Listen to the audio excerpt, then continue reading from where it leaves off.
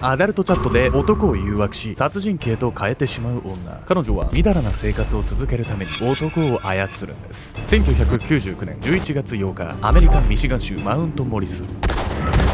その町に立つスクラップ工場の事務所で数発の銃声が響きました。血を流し倒れた男を鋭い目つきで見下ろしていたのはジェリー・カサデイ。元警察官のカサデイは男が息を引き取ったことを悟ると静かに拳銃を下ろします。これでも彼女が傷つけられることはない。スクラップ工場を後にした彼は携帯電話を取り出し、その女の電話をワンコール鳴らしました。それはターゲットの男の殺害が成功した合図。そして電話の向こうにいた女はその合図に笑みを抑えきれない様子でこう言ったんです。すごい、本当に殺したのね。あの男への恨みは全部嘘なのに。アダルトチャットで男を丸め込み殺人を扇動する女。男を意のままに操ったその巧妙な手口とは。女は弱っていたその男の心の隙間に入り込んだんです。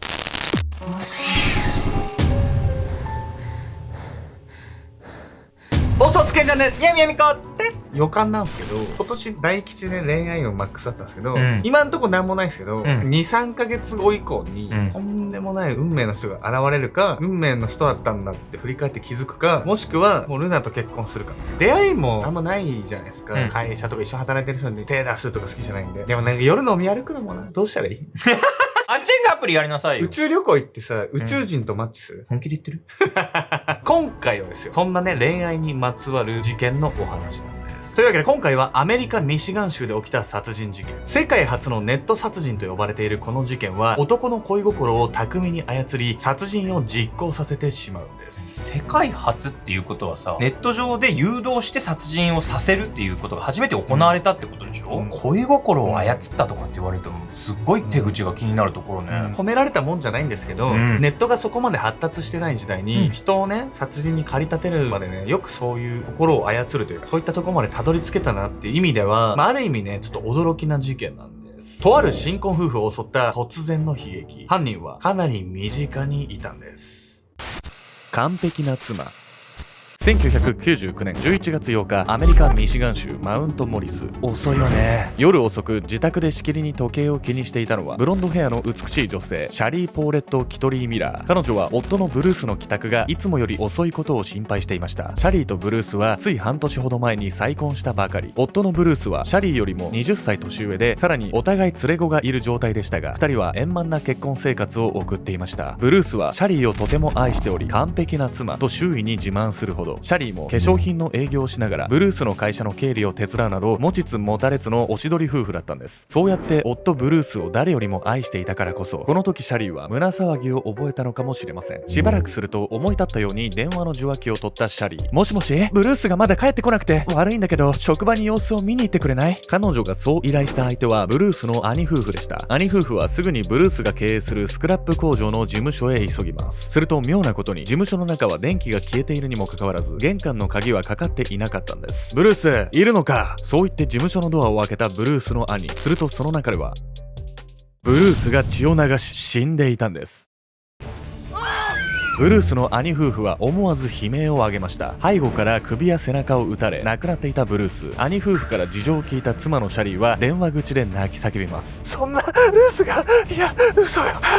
結婚して半年でしょ。それで夫が殺されちゃうなんて、そりゃ取り乱すわよ。シャリーはこの事件の犯人に覚えがあったんです。警察が捜査を進めると、夫ブルース殺害の容疑者はすぐに浮かび上がってきました。手がかりはこの殺人が強盗目的と見て取れたこと。スクラップ工場を経営していたブルースは廃品の買い取りなどをする仕事柄、常に大量の現金をポケットに入れていました。その現金が全て抜き取られており、事務所からはその他の金品もなくなっていたんです。その状況を知り、妻シャリーは心当たりがある様子で言いました。きっとジョンの仕業だわ。ジョンとは夫ブルースの会社の従業員ジョン・ハッチソンのこと。彼は社長のブルースに借金がありました。またジョンは顧客対応でトラブルを起こすことが多く、ブルースとたびたび口論になっていたんです。警察は直ちにジョンを尋問。彼は容疑を否認しましたが、ポリグラフ検査の結果嘘をついている可能性が高いとされました。こうしてあとはジョンの自白を引き出すだけになったように思えたんですが、実はここから事件は急展開を迎えるんです。事件から3ヶ月後の2000年2月、ミシガン州警察にこんな電話がかかってきたんです。そちらで起きたブルース氏殺害事件の有力な証拠を手に入れました。電話の主はミシシガン州から遠く離れたミズーリ州の弁護士。彼はジェリー・カサレイという男の担当弁護士でした。カサレイはこの弁護士が電話をかけてくる数日前、ミズーリ州の自宅で頭を撃ち抜いて自ら命を絶ったといいます。カサレイはもともとカンザスシティ警察の警部補でしたが、怪我を負ってやむなく退職。その後精神を病んで薬物中毒になり、妻や子供とは別居状態にありました。そう聞くと自ら死を望んだとしてもおかしくない状況にも思えます。しかし気になるのは、なぜそんなカサレイの弁護士が全く別の州で暮らすブルースの殺人の証拠を掴んだなどと言い出したのか。その理由はすぐに分かりました。カサレイさんは亡くなる直前、家族に宛てて手紙を残していまして、その中に書かれていたんです。彼がブルース氏を殺害したと。思わず眉間にシワを寄せた警察。ミシガン州から900キロ以上離れたミズーリ州で暮らしていたカサレイに殺されたブルースと何の接点があるのか、警察は見当もつかなかったんです。そしてカサレイの弁護士の次の言葉に警察は言葉を失いました。カサレイさんがブルース氏を殺害したのは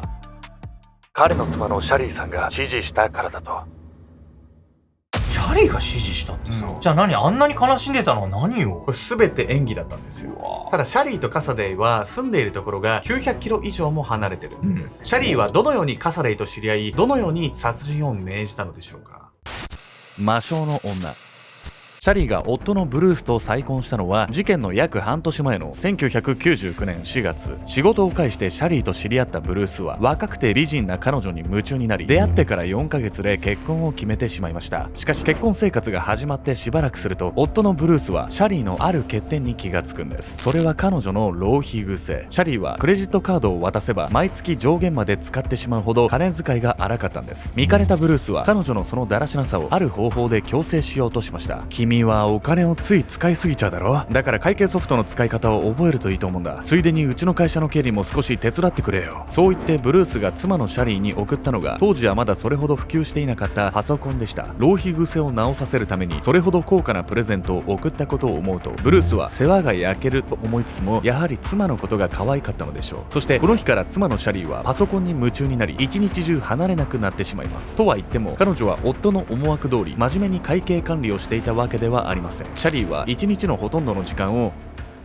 アダルトチャットに夢中になっていたんです。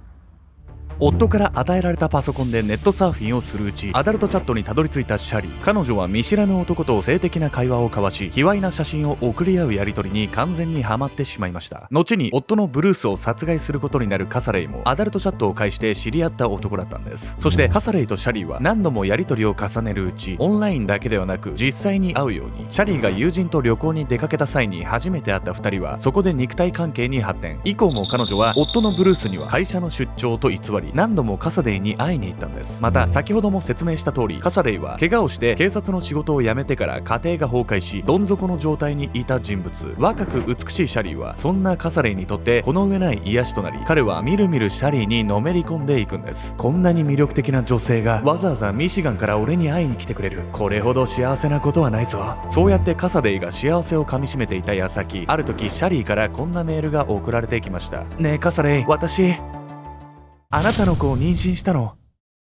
メールには胎児が宿っていることを示すエコー写真も添えられていました。さらにシャリーはこう続けます。実は私の夫はマフィアの関係者で、私もずっと暴力を振るわれてるの。このままじゃこの子もいつか。不倫相手の子供を妊娠したってのは確かにまずいわね。でもブルースがマフィアだなって話はさ、ここまで一回も出てきてないじゃない。なんでこんなこといきなり言い出すわけ？これも全てね、シャリーが男を丸め込むためのテクニックなんですよ。実のところシャリーの妊娠話は全て嘘。メールに添付したエコー写真は以前妊娠した時のものでした。そしてここまで見ていただければわかるように、夫のブルースが DV を働いているという話も全くの出任せ。ブルースはシャリーに何不自由ない生活を与えてくれる絵に描いたような理想の夫でした。ではなぜシャリーはそんな丸々嘘の話をカサデイに吹き込んでいるのか。それはカサデイが夫を憎むように仕向け殺害させるためでした。カサデイと不倫を続ける中でシャリーは次のように思うようになったんです。ブルースは贅沢させてくれるしいい夫よ。ただ不倫がバレたら私は今の生活を失ってしまう。私はまだまだ遊びたいのよ。不倫もバレず今の生活も失わずに済む方法、それは夫のブルースを殺害して多額の保険金を得ることでした。ここからシャリーはカサデイをその気にさせるべく怒涛の畳みかけをしていきます。カサデイ、ごめんなさい。夫の暴力でお腹の子流産しちゃったの。シャリーは自分のお腹に化粧を施し、あざが浮かんでいるように見せかけた写真をカサデイに送信。カサデイはそのメールを前に怒りに震えていました。さらにシャリーはしばらくして再びまた妊娠したと嘘をつきます。その後に送られてきたメールがカサデイにとって決定打となるんです。シャリーの夫のブルース・ミラーだ。お前との子供は中絶させた。そのメールはシャリーが夫のふりをして送ったもの。そうとは知らないカサデイはもはやブルースを絶対に許せなくなっていました。いやー、これ確かにネット上だからこそ成り立つ嘘よね。ほんと姑息な女ね。実はここまでね見せてきたシャリーの手口っていうのは、心理学的に基づくいろんなテクニックが入ってるんですよ。本日のメトラキーワードは行為の自尊理論とアンダードッグ効果について。シャリーはカサデイを操るためいくつかの心理効果を利用しています。一つは行為の自尊理論。これは辛いことを経験し自己評価が極めて低い状態の時に好意を示してくれた相手に強い好感を持つ心理効果です。そしてもう一つはアンダードッグ効果。これは弱い立場に立たされている人に同情し応援したくなる心理。事件当時カサデイは事故で職を失い家庭も崩壊していました。そんな人生のどん底にあった折シャリーはこんな俺に遠くから何度も会いに来てくれると彼の中には行為の自尊理論が働いていました。さらにシャリーは夫から DV を受ける悲劇の妻を演出。アンダードッグ効果を駆使しカサデイを完全に虜にしてしまったんです。こうしてシャリーに夢中になったカサデイは彼女の嘘には気がつかず彼女を救うために動いてしまうんです。用済みの男。シャリーから告げられる妊娠と中絶、夫ブルースの横暴の数々を聞き耐えきれなくなったカサデイはある時彼女に言いました。君の夫を殺そう。ここからカサデイは刑事時代の経験をもとに綿密な犯行計画を立てていきます。そしてとうとう実行の日が訪れるんです。1999年11月8日、シャリーとカサデイは夫のブルースが営むスクラップ工場の近くの駐車場で待ち合わせていた。シャリーはその顔に不安の色を浮かべカサデイを上目遣いで見つめる。お願い、うまくいったらこれでうちの電話にワンコールして。シャリーは彼の無事を祈るようにその手に携帯電話を握らせた。そこから彼女は心配する素振りを見せながらも自宅へと戻っていった。この後シャリーは自宅から夫の事務所へ電話をかけ油断を誘っている間にカサデイが彼を射殺する手はずになっていた。シャリーの背中を見送ったカサデイは意を決した様子で夫ブルースの事務所へ向かう。すると案の定彼は上機嫌に妻と電話をしていた。ああ、仕事は順調さ。なるべく早く帰るから待っててくれ。ブルースは背後でゆっくりと開かれた扉に気づきもしていなかった。カサデイは扉の隙間から体を滑り込ませると一歩また一歩とブルースに忍び寄っていく。そして銃声の残響を待たずブルースはその場に倒れ込んだ。彼の体を中心に赤い血の海が広がっていく。カサデイは事務所を後にすると車に乗り込みシャリーに渡された携帯電話で彼女の家の電話を鳴らした。こうしてシャリーの夫ブルースを殺害したカサデイ。元警察官の彼は現場の証拠隠滅も完璧にこなしていました。これでもうシャリーが傷つけられることはない。そう安堵しカサデイはミズーリ州への帰路につきました。この時彼は誰にも邪魔されることのないシャリーとの未来を想像していたのかもしれません。一方でシャリーはこの2日後には別の男性と性行為を楽しんでいました。ほんとなんなのこの女。なんでこんな簡単にもさ男を切り替えられるわけ。本当恐ろしいですよね。ですがね、このカサデイをあっさり切り捨てたってこと自体が自分で自分の墓穴を掘ることにつながっちゃうんです。夫ブルースの殺害に成功し警察にも疑われなかったシャリーはそこから派手に男遊びを繰り返しました。そしてカサデイはもはや用済み。シャリーは次第に彼に連絡をしなくなり会いに行くこともなくなりました。ここでようやくカサデイは自分が利用されていたことに気がついたんです。俺はなんてバカなことを。後悔の念に駆られたカサデイは最後の仕事としてシャリーが夫の殺害に関与していることを示す証拠を可能な限り集めました。シャリーが自分のところへ来た時の航空券やホテルの予約表、メールやチャットの履歴、犯行時のシャリーからの指示を示したメモなど、それらを家族への手紙と一緒にブリーフケースに入れベッドの下に忍ばせたカサデイ。そして彼は自身のこめかみに銃口を当て元警察官のカサデイによって集められた証拠はシャリーが夫殺害に関与していることを示すには十分な内容でした。こうして2000年2月22日シャリーはボーイフレンドとの旅行帰りに飛行機から降りてきたところを逮捕されるんです。ただカサデイが徹底して証拠を集めていたにもかかわらず裁判においてシャリーは犯行への関与を一切否定。証拠は全てカサデイの偽造です。パソコンが普及し始めた当時はネット犯罪に対する捜査が確立されていなかったため彼女はカサデイに罪をかぶせて言い逃れできると考えたんです。 So are you saying this entire instant message is fake? Yes, I am. So when they talk about the discs and the pictures on your back and legs and whatnot, and the bruises, you never had that conversation? No, I did not. シャリーはカサレイとのメールやチャットが全て偽造されたものだと主張しましたが、結局彼女の弁護士はその根拠を示せず、シャリーの主張が認められることはありませんでした。2000年12月22日、第2級殺人と第1級殺人の共謀で有罪となったシャリーは終身刑を言い渡されるんです。夫と不倫相手の2人を手玉に取り、いずれも命を奪ってしまったシャリー。世の中には彼女のように巧みに異性に取り入る人間が少なからず存在します。あなたは異性に惑わされ痛い目を見た経験はありますか？おさすけんちゃんです。ここでね、皆さんにね、重大発表なんですけど、なんとアルゴメトリー恵比寿にシーシャバーをね、オープンします。もちろんね、最高の C 社は作りつつも、店内流してる曲を流行りの J-POP とかじゃなくて、ジャズとか聴きやすいクラシックだったりとか、内装はアンティークのね、食器だったりとか、ちょっとそういう、いわゆるヨーロッパの純喫茶みたいな大人の空間をね、作っていこうかなと思っていまして、で、店内には間接照明とかでね、暗さと明るさのバランスを取りつつ、すごいね、素敵な空間を作ろうと思ってますと。ちょっと最近ね、恵比寿にある、もうすでに C 社バーとして運営しているところを買い取りまして、ただその名前とか中身でやるんじゃなくて、もう内装も全部変えて、ほぼ買い取った意味そんなないんですけど、もう作り直して、新しいブランドとしてね、やっていこうかなと思いますと。で、ちょっとそれにあたってですね、一番大事なのって、やっぱり人だと思うんですよね。お店で働いてる人だったりとか。ね、内装とかもね、大事なんですけど、やっぱり人だよねっていうところで、というわけでこの度、恵比寿の C 社バーのですね、オープニングメンバーを募集したいと思います。